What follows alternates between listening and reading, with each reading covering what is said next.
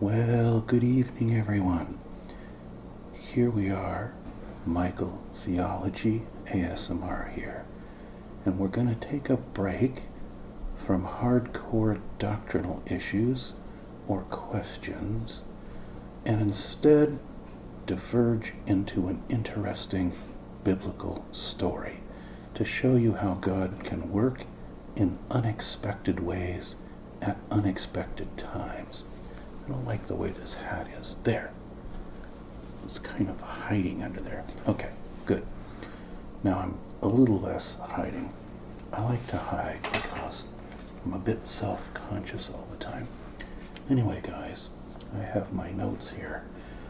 This is a story about God's providence, how he uses human nature and how he uses even bad things to bring about a good result, how he uses his sovereignty in conjunction with our free will to bring about a desired purpose or end point. And this story is particularly interesting because it's got intrigue and suspense. It's got murder and a villain and conspiracy and power players at the highest levels. It's got a beauty pageant. It's got envy and greed and a surprise twist at the end. What could be better? It's one of the most interesting stories in the Bible. And it's all true, not fiction. We know this even from extra biblical accounts outside of the Bible. But in any case, a couple of interesting facts about the book of Esther that we're going to look at. This might take 2 sessions because I'll put you to sleep in the first one and in the second one. I think it's about more than an hour of material, but in any case, in this book, God's name is never mentioned or referenced.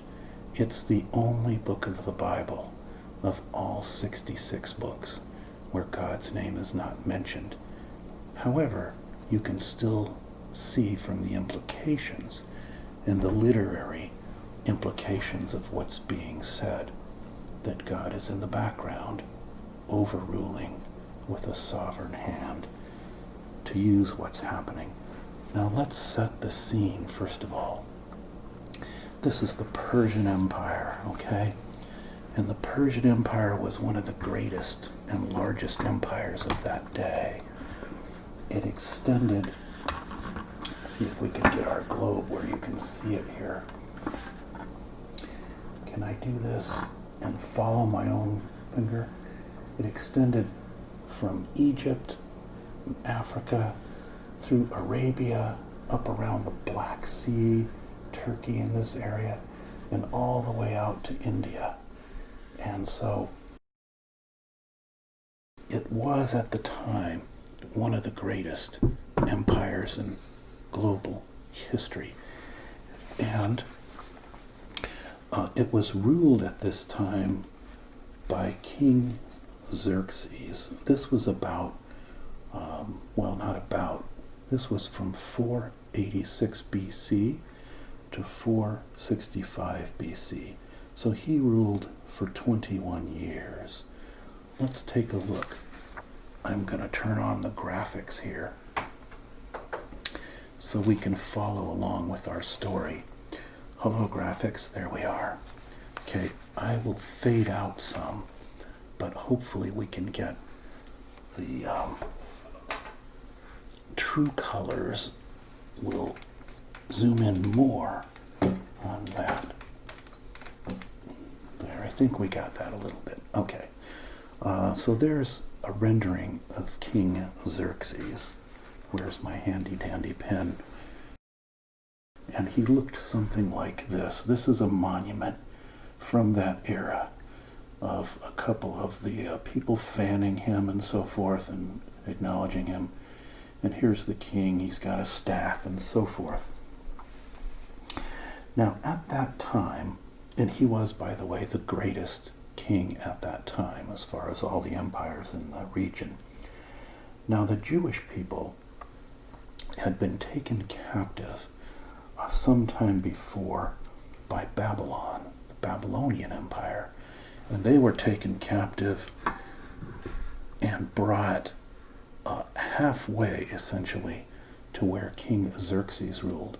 And then the Persian Empire overran that Babylonian incursion, and they freed the Jews, some of whom went back to the land of Canaan, and some of whom stayed in Persia. And this story is about the Jews who stayed in Persia. And it may be why God's name is never mentioned in this book. The fact that, although the main character, you can read between the lines that he was a godly man, the main character being Mordecai, they had stayed for some of the pleasures and riches and happiness and so forth that they perceived they would have in Persia. So they were kind of outside of God's will at the time. And nonetheless, God wanted to preserve those people, and he does. He rescues them from death, from genocide. And here's how it unfolds. All right? King Xerxes, scene 1. Okay, he throws a big party. He was quite wealthy, and he loved to throw big parties. I'm going to read sometimes from the text, and tell you what's going on, okay? By the way, he ruled over, it says here in verse 1, 127 provinces, stretching from India to Cush. That's what I was showing you on the globe. And at that time, he had his royal throne in the citadel of Susa.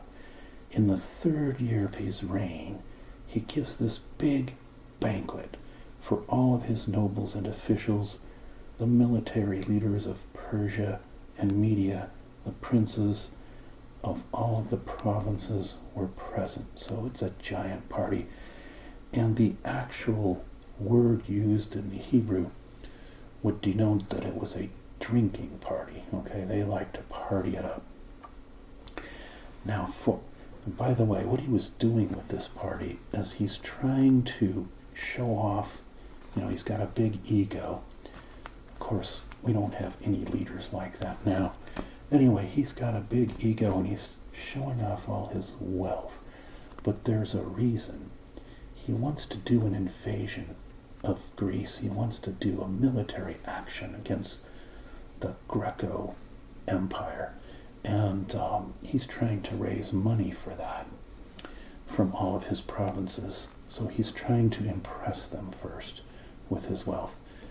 By the way, his invasion was a disaster and came to a bad end. But anyway, he's throwing this party. And a full 180 days, so half a year, right? At the end of that party, he gave another banquet, an even, I guess, more special party, which lasted 7 days. And he did that in the enclosed garden of the king's palace. Now, to give you an idea of kind of like the kind of cups they would drink from, for example, that's the kind of mug they would drink their wine from. Solid gold, with big figures on it and things. That's a Persian, it's from his empire, from that era. Golden goblet, right? So that's some pretty heavy-duty drinking. Those guys must have been heavily soused, I don't know. But in any case, I guess they could hold their wine somewhat. Anyway, he gave this party in the enclosed garden of the king's palace, this big 7-day party that ended after the 6-month party. Let me give you an idea. Of course, we don't have photos of that, but they've done excavations and seen kind of what the garden looks like. It had all kinds of fountains and pools and water and vegetation and in the excavation. It reminds us somewhat of places like this. The Hearst Castle. That's the indoor pool at the Hearst Castle, which is on the Central California coast. Randolph Hearst, the big publishing magnate, built this huge mansion way up on a hill in a remote part of the Central California coast. Beautiful place to go. If you've never been there, you should go there. It's about maybe 30, 40 minutes, 45 minutes up the coast from San Luis Obispo. And just before the rugged and beautiful Big Sur coastline. Gorgeous area, ocean, terrain, prime spot to visit. Visit the town of Cambria. One of my favorite spots to hunt agates, by the way, when I used to live in California. And Jaspers was a little ways north of Cambria. But anyway, we were up at the Hearst Castle last year. Been there a couple times. This is the enclosed pool. And then outside, you have what would look somewhat like what King Xerxes had for his giant party. I took these photos myself while we were there. This isn't somebody's slide. So you get the idea. Rather ornate, and his guests would be all around here drinking from those golden goblets and partying it up, right? So, they're having their party. Oh, that terrible sound is the refrigerator. I've got to fix that sometime. The garden had hangings of blue linen and purple material, silver rings, gold and silver couches, mosaics of all kinds of things, costly stones, marble, whatever, giant goblets of gold, it says here in the text, in the book of Esther. In keeping with the king's liberality, he allowed every man to drink as much as they want. Okay? And it says here, now, down in verse 9, chapter 1, Queen Vashti, his beautiful queen, also gave a banquet for the women of the royal palace of King Xerxes. So they were in a separate area at the time. The women probably didn't want to hang around all those drunk guys, right? I don't know. Because it wasn't necessary for the genders to be separated. On the seventh day, when King Xerxes was in high spirits from his wine, he commanded the 7 eunuchs who served him, Mehuman, Biztha, Harbona, well, I won't go through all the names. Anyway, he said, go get Queen Vashti and bring her here. I want to display her beauty to all the guys and impress them, not just with my wealth and stuff, but with my beautiful queen. And the implication is he was going to display her probably half naked, if we understand what was going on at the time from other documents. So anyway, she comes in. He wanted to display her wearing her royal crown and display her beauty, etc. But when the attendants delivered the king's command to Queen Vashti, she had other ideas.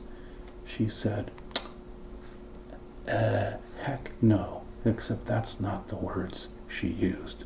She said, I'm not going to go in there with all those drunk guys, being disrespectful and making catcalls and be on display like some ornamental object of yours, possession, right? So she said no. The king became furious with anger. Now, it was customary, if he had a big problem, that he would consult with his top advisors. So he goes to them and says, what am I going to do about this problem? The queen refused me this request, and they said, tell you what, banish her so she can't be queen anymore. So that's what he did. He passed a law and signed it and said, away with you, Queen Vashti. You will no longer be the queen. All right, so she's banished from her position. But he starts missing having his queen after a while. He says, what am I going to do now? I have no queen, no beautiful woman to show off anymore as my wife and queen. So he consults his advisors again, and they say to him, let's see, how many provinces does he have? 127, I believe it is. Yes. They say, send out people to all the provinces and give them a message and say, we're going to hold a massive beauty contest and bring the winner of each province beauty contest to the city of Susa, and then we'll have a final beauty contest, right? And whoever's the winner of that will be your new queen, okay? So that's what they do. And enter now Mordecai, a Jew living in Susa at the time, along with many others, right? So, oh, by the way, let's backtrack a minute. His advisors, when they said you have to banish Queen Vashti, it's quite amusing what they said to him. They said, the queen's conduct will become known to all the women, all the wives of all of these princes and nobles, right? And they will despise their husbands and say, if Queen Vashti can get away with saying no to her husband, all of us are going to do the same, right? That's what they're worried about. And there will be no end to the disrespect and discord. That's what his advisors say to him. And so you have to do this banishment so that the women will not, get too uppity. Remember, this was a patriarchal age, okay? That's just how it was. And it was that way everywhere, not just in the Persian Empire. So, this is why they did it. Anyway, and they said, all the women, if you do this, they will continue to respect their husbands from the least to the greatest.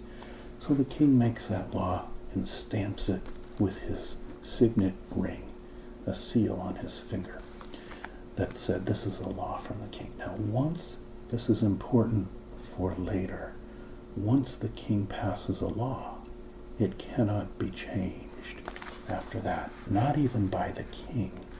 So, that's the law of the land. It can't be changed. So that's why they make a search for all the beautiful young women in the kingdom. They go to all the provinces. Now, enter Mordecai, not our primary character. Our primary character is Esther. But Mordecai is a relative of Esther's, and she's living under his roof. That's her cousin.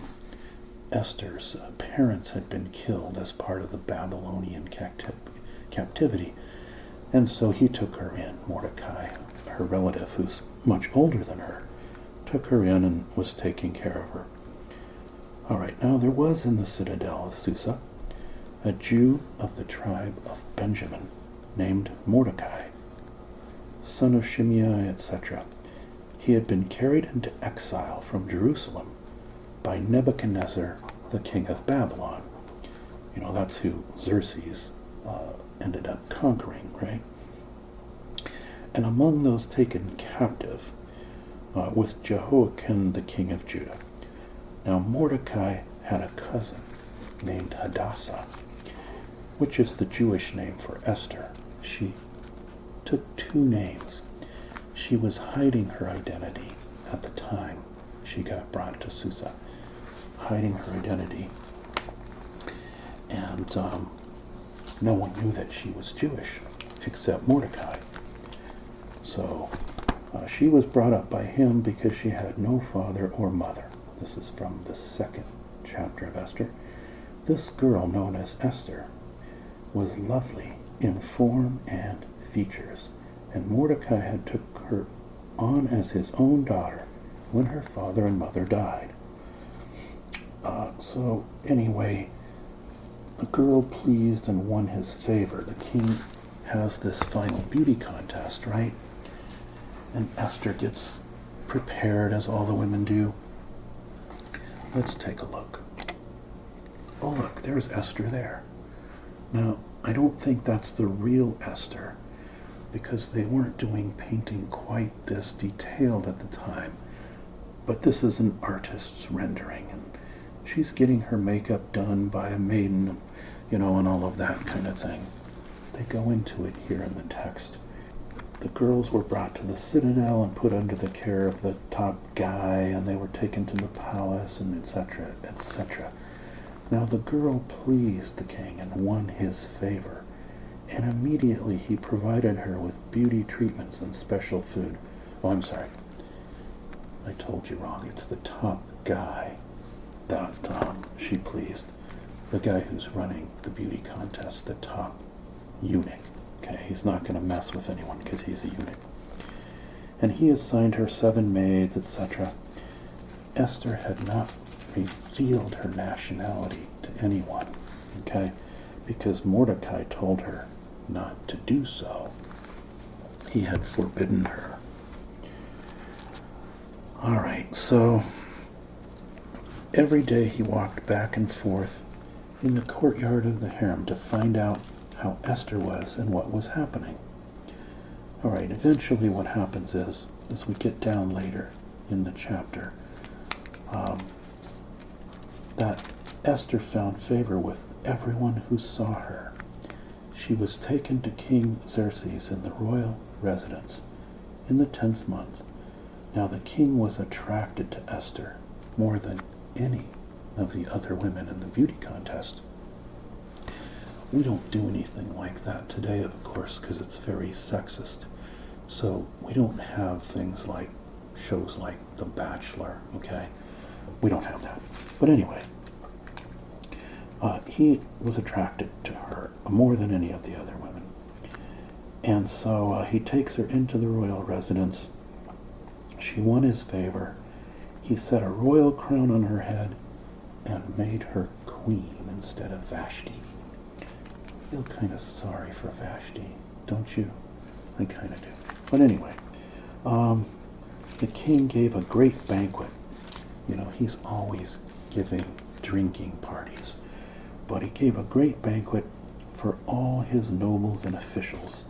He proclaimed a holiday throughout the provinces, and he distributed gifts with royal liberality. All right, enter Mordecai, her cousin, who had acted as her father. Mordecai was sitting at the king's gate. That's where people would hang out and talk about important things and that kind of thing. And he heard 2 of the king's officers, who were guards, talking about a conspiracy to assassinate King Xerxes. All right? And when he uncovered that plot, he has a message delivered to the king and tells him about it. And so the king foils the plot and has those conspirators put to death. This is going to be very important later in the story. All right? So remember that. Mordecai saves King Xerxes from a plot to kill the king. Now enter the villain. Think Scar from The Lion King. All right? This is the villain, Haman. Haman's plot to destroy the Jews, chapter 3 of the book of Esther. After these events, King Xerxes honored Haman. It was like his right-hand man, his top guy, his Secretary of State and top advisor. He gave him a seat of honor higher than the other nobles. All the royal officials of the king's gate knelt down and paid honor to Haman. For the king had commanded that concerning him, but Mordecai, who is only going to bow his knee to God alone, although it doesn't say that here in the text, that's what we understand from all kinds of other sources and so forth. Mordecai would not kneel down or pay him honor. Okay? Now when the royal officials asked Mordecai, why do you disobey the command? He refused to comply. So they told Haman about it to see whether Mordecai's behavior would be tolerated, for he had told them that he was a Jew. So they knew Mordecai was a Jew. No one had any idea that Queen Esther was related to him other than Queen Esther. Okay? When Haman saw Mordecai would not kneel down or pay him honor, he was enraged. Haman had a big ego. Not this size ego, this size ego. Kind of like King Xerxes himself. In fact, I think Haman probably had designs on the royal throne himself. But anyway, Haman saw Mordecai would not bow down to him, take a knee. So he looked for a way not only to destroy Mordecai, but all of his people, the Jews, throughout the entire kingdom of Xerxes. He came to, what he did was, he thought, I am going to set a day. Now they like to use what they call lots, like dice. They call them pur, P-U-R. I'll show you what one looks like from that time. Looks a little different than the dice we have today. There's a pur right there, all right? And the pur, this is where we're ultimately going to get to the end of our story. This is how we come up with the Jewish holiday of Purim, is this pur. He cast this lot and said, I'm going to, wherever it falls, I'm going to choose that day. We'll let the pur tell us when I can have all the Jews killed. So he does that, and it fell on the 12th month, the month of Adar, and he selected a day and a month from the casting of the dice, the pur. So then Haman comes to King Xerxes and says, there is a certain people dispersed and scattered through the provinces of your kingdom, whose customs are different from those of others. Remember, King Xerxes is having trouble raising money for his various adventures. And I believe by now it's reached a point where he already had tried the invasion of Greece some years later, right? And it had failed. So he's trying to figure out how to raise more money. But anyway, evil Haman comes to him and says, now, if it pleases the king about this people that are dispersed all through these provinces, the Jews, let a decree be issued to destroy them.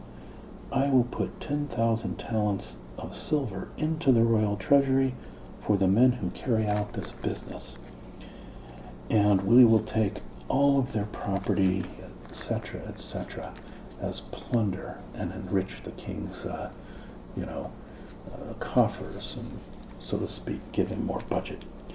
So the king took his signet ring from his finger, gave it to Haman, the Agagite, enemy of the Jews. Keep the money, the king said to Haman, and do with that people as you please. So he decided that, all right, sounds like a plan, Haman, go ahead. So on the 13th day of the month, the royal secretaries were summoned. They wrote out a script, they wrote out the law, the signet ring's signature was put on it, And the order was sent to all 127 provinces on such a day and such a month. All the Jews are to be killed on that day, right? They were sent by courier to all the king's provinces to annihilate all of the Jews, including the young, the old, the women, and the children, and all the plunder would be taken and all their goods to be brought back and administered by Haman and to the king, okay? So there's where we are. Sounds pretty bad for the Jews, doesn't it? So now Mordecai hears about this, of course. He's got his ear to the wall all the time, hanging out at the king's gate, or the city gate, listening to all the local gossip and news. And so Mordecai decides, I've got to do something to save not only myself, but the entire nation of Jews in exile here. So he learned all that had been done. He tore his clothes. This is Mordecai. Put on sackcloth and ashes, wailed loudly and bitterly. But he only went as far as the king's gate, couldn't come in. Now, Esther, of course, was keeping in touch through people she knew and so forth what was going on with her adopted father, and heard about his unhappiness. She didn't know anything about this plot to annihilate the Jews yet. She hadn't heard about it. So she's wondering what's going on. So she sends him a message and says, why are you so upset? I've heard you're upset. And he sends her a message and says, there's this plot to kill me and all the nation of Jews, essentially your entire people and clan, and to take all their property. And he sent her a copy of the law so she would understand it. And he said, he told the messenger to urge her to go to the king's presence and beg for mercy and plead with the king about her people, the Jews. So Hathach went back and reported to Esther what Mordecai had said. This is the messenger, right? And let's scroll down. Esther says, what am I going to do about this? So he went back and reported to Esther, and then she instructed him to say in reply to Mordecai, all the king's officials and the people of the provinces know that if any man or woman approaches the king in the inner court, like you're asking me to do, without being summoned first by the king, there is but one law. They have to be put to death. She's reporting back to Mordecai through the messenger. Don't tell me to go to the king's inner court and beg for the people, because that just means I'll be put to death. The only exception, however, there is an exception, is if the king decides to extend the gold scepter to them and spare their life. But 30 days have passed since the last time I was called in to see the king. And so she's saying, look, he hasn't even called me to talk to me for a month, and you're asking me to go in there and risk my life, right? So when Esther's words were reported back to Mordecai, he sent her this answer down in chapter 4 now of Esther, okay? Chapter 4. He sends her this answer. Do not think, my young adopted daughter Esther, do not think that because you are in the king's house, that you alone of all the Jews are going to escape. Because if you remain silent at this time, relief and deliverance for the Jews will arise from another place. Will arise from another place. Interesting.